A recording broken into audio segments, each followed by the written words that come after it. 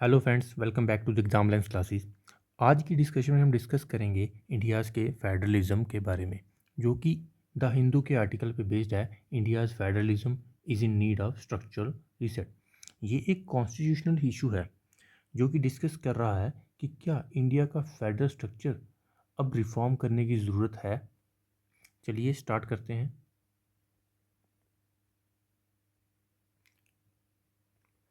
India का constitution technically federal है, मतलब पावर्स सेंटर और स्टेट्स में डिवाइडेड है। लेकिन जब कॉन्स्टिट्यूशन बना तब सिचुएशन नॉर्मल नहीं थी। पार्टीशन का ट्रॉमा था, 500 से ज़्यादा प्रिंसली स्टेट्स को इंटीग्रेट करना था, डर था कि कहीं कंट्री टूट ना जाए। इसलिए फ्रेमर्स ने स्ट्रॉन्ग सेंटर डिज़ाइन किया। आइडिया था कि पहले यूनिटी बचाओ, बाद में डिसेंट्रलाइजेशन करेंगे। कॉन्स्टिट्यूंट असेंबली के मेंबर के संथाराम ने तभी वार्न किया था कि स्ट्रॉन्ग यूनियन का मतलब सब काम खुद करना नहीं है।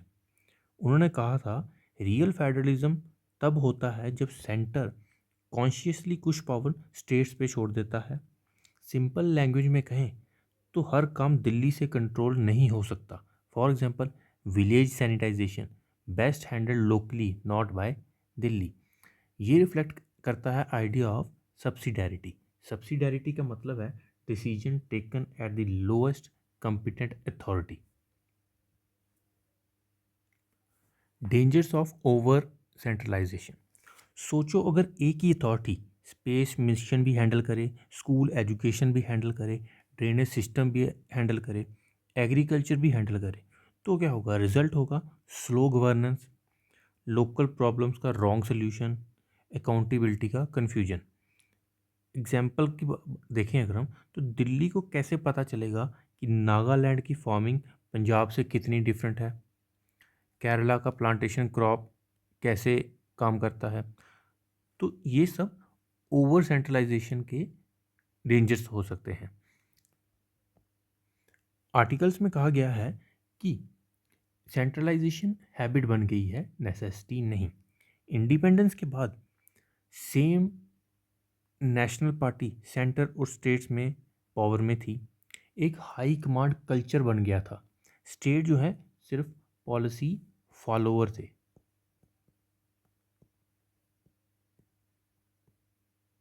पॉलिसी फॉलोअर्स बन गए थे।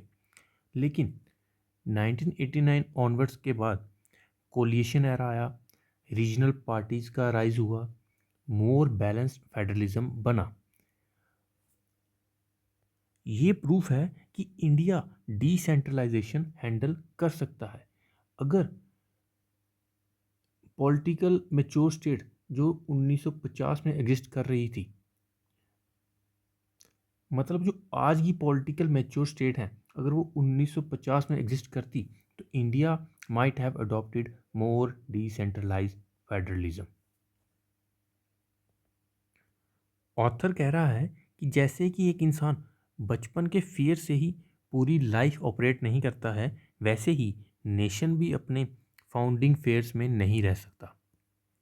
आज इंडिया स्टेबल है, यूनाइटेड है, मैच्योर डेमोक्रेसी है, फिर भी गवर्नर्स माइंडसेट 1947 वाला ही चल रहा है।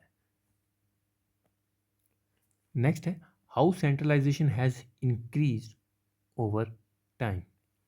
टाइम के साथ साथ सेंटर ने अपना इन्फ्लुएंस बढ़ाया है through frequent constitutional amendment, union laws on concurrent list subject, conditional finance commission grants, centrally sponsored schemes with rigid guidelines, micro management by central minister.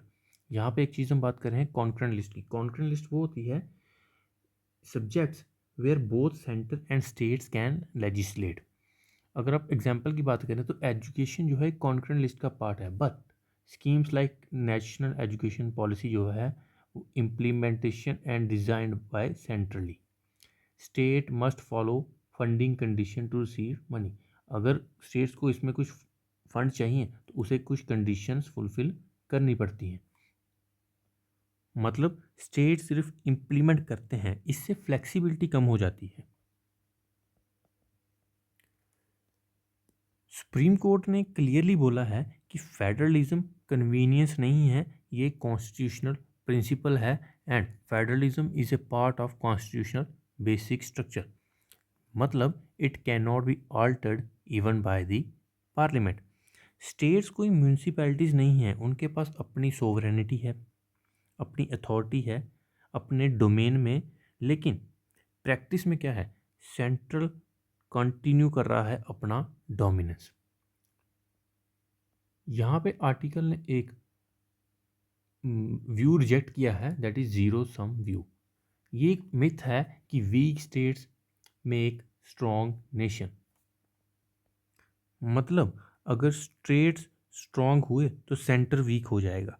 Reality देखें तो दोनों एक पार्टनरशिप में हैं। इंडिया जैसे डाइवर्स कंट्री को मल्टी लेवल गवर्नेंस चाहिए, single command governance नहीं।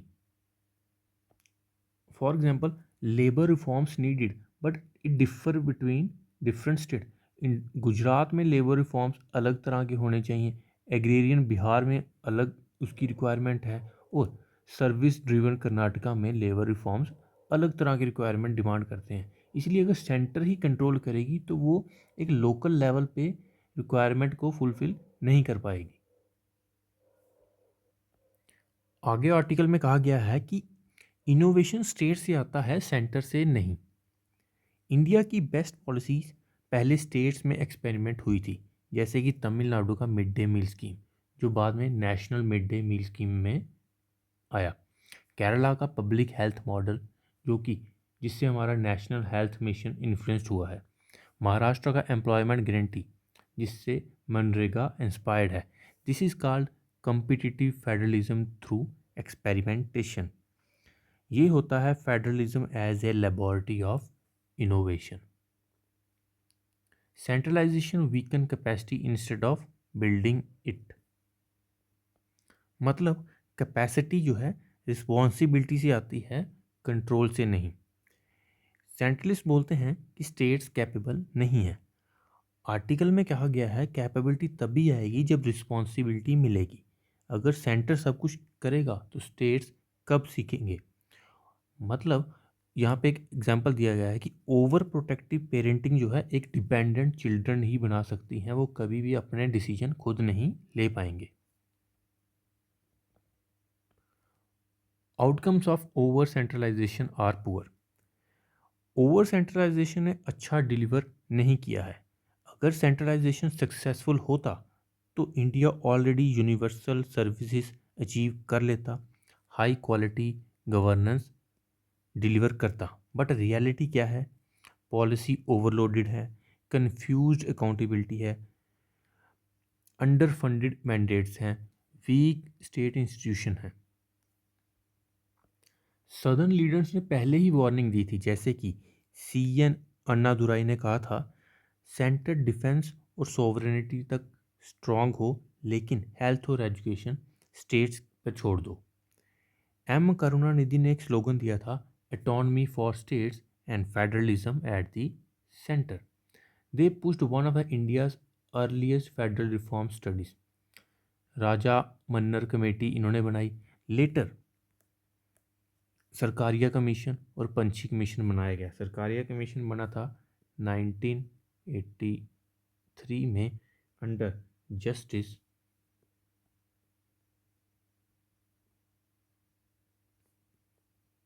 Are C Sarkaria, right. और पंछी कमीशन बना था 2007 अंडर एम जस्टिस पंछी। इनका काम था कि सेंटर स्टेट का जो एक फेडरल स्ट्रक्चर है उसको स्टडी करना और उसमें जो भी रिवीजन है उसको इंट्रोड्यूस करना। Also recommended rebalancing power but reforms remained partial. आज की ज़रूरत है राइट साइजिंग की। गोल सेंटर को वीक करना नहीं है, गोल है सेंटर को फोकस करना on truly national issues. Union should focus on defence, foreign affairs, national economy and inter state coordination. States को फोकस करना चाहिए health, education, agriculture and local development पे। रिसेंट इनिशिएटिव लिए हैं तमिलनाडु में इन अप्रैल 2025, which created a new review panel led by Justice Korean Joseph। ये committee study करेगी role of governors, GST structure, language policy, delimitation, election, education and health governance. Goal है एक cooperative federalism की debate को revive करने का। Conclusion में हम यही कह सकते हैं, एक स्ट्रॉन्ग इंडिया का मतलब ना ओवरली सेंट्रलाइज सिस्टम है, ना फ्रेगमेंटेड फेडरेशन। बैलेंसिंग फार्मूला ये है कि ऑटोनॉमस स्टेट्स हो, एफिशिएंट यूनियन हो और क्लियर अकाउंटेबिलिटी हो। यूनिटी तब स्ट्रांग होती है जब ट्रस्ट होता है, कंट्रोल से नहीं। India needs to move from control based federalism to trust based federalism. इस डिस्कशन का पीडीएफ आपको टेलीग्राम चैनल से मिल जाएगा। Thanks for watching. Thank you. जय हिंद।